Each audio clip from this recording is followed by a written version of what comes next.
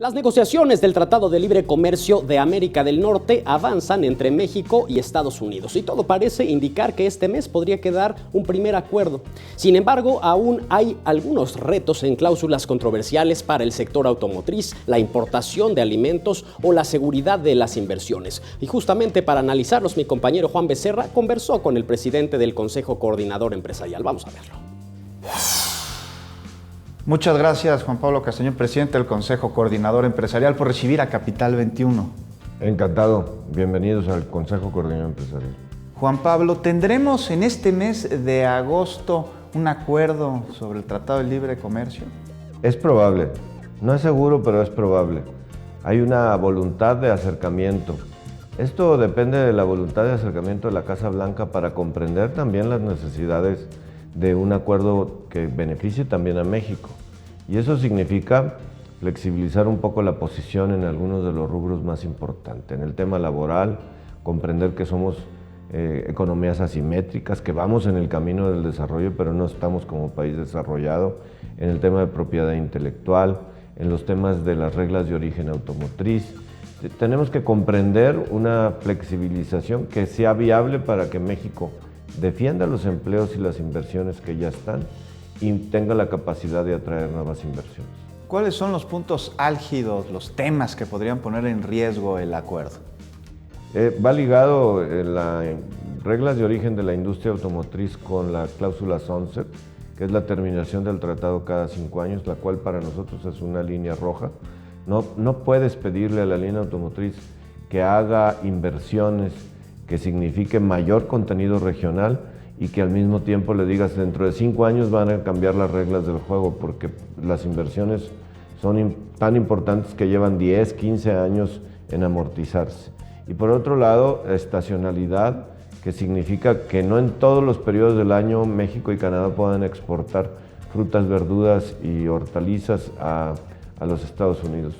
Esas son líneas rojas en donde nosotros creemos que podemos transitar, pero con la capacidad de mantener mecanismos de resolución de controversias entre los gobiernos, que es el capítulo 20, y entre particulares y gobiernos, que es el capítulo 19.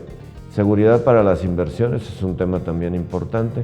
Son los principales temas que yo creo que son los más álgidos que podríamos tener. ¿Y qué sucedería si no se llega a un acuerdo en el mes de agosto? Pues muy sencillo, si se ratifica la voluntad de seguir platicando, se pasaría ya a la siguiente administración mexicana, o si las posiciones son irreconciliables, pues podría existir la posibilidad, existe la posibilidad de que se dé por finalizado el tratado y tendríamos 6 meses para concluirlo. Canadá no está presente en las negociaciones, en las mesas de negociaciones. ¿Por qué? ¿Se va a integrar? Se va a integrar a partir de la próxima semana.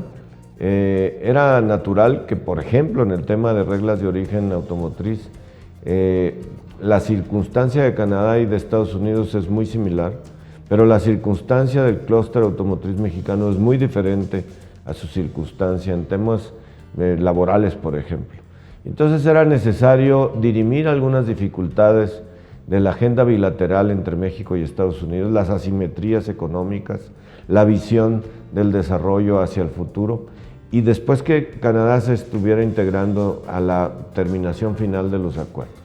¿Qué sucedería? ¿Sería viable cerrar el TLCAN, dejar afuera las reglas de origen y manejarlo como un acuerdo paralelo? No, yo creo que todo va en una negociación integral. Y si ya tenemos un año discutiéndolo formalmente, hay que buscar una negociación trilateral, integral y que nos dé mayor modernidad y longitud de visión de largo plazo. ¿Se busca en la nueva versión del TLCAN integrar a la pequeña y a la mediana empresa? ¿Cómo? Ya está integrada para las cadenas de valor. Es importante los compromisos en materia de inclusión financiera y en materia de desarrollo tecnológico y cooperación tecnológica. Es una aceptación sobre las pequeñas y medianas empresas ya de los 3 países. Bueno, ahora hay que desarrollar la industria mexicana en materia energética, por ejemplo, y en este nuevo entorno político y de cambio de gobierno mexicano, bueno, todavía tenemos una discusión interna que llevar a cabo para encontrar el camino para el desarrollo energético mexicano. ¿Y cuáles son los principales retos empresariales que se enfrentan con la nueva administración? El diálogo, por supuesto, la construcción de los escenarios para que las empresas, sobre todo las pequeñas, puedan crecer y generar empleo. El 70% de los empleos los generan las pequeñas empresas.